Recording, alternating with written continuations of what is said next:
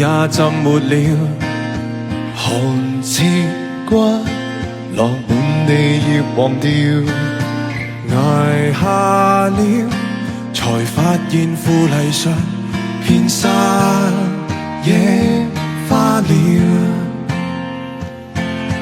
人大了，難得放肆地笑，才會懂煩惱盡量忘掉，而患病這刻才發現極渺小，學會珍惜了。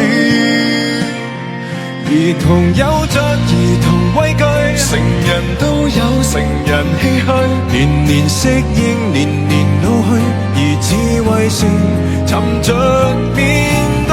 誰老矣說故事如孩童喝水，可說艱苦的歷史怎會了無生趣。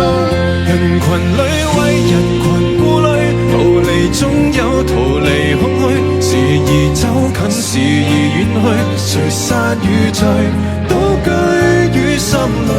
紅塵漂泊，在一日默然回首，和誰還是一對。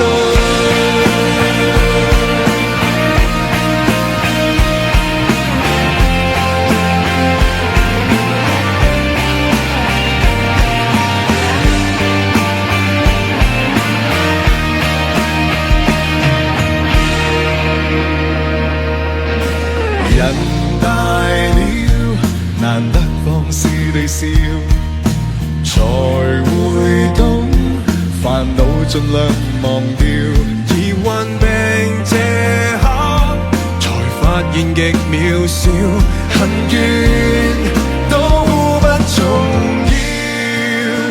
兒童有着兒童畏懼，成人都有成人唏噓，年年適應，年年老去，而智慧是沉着面對。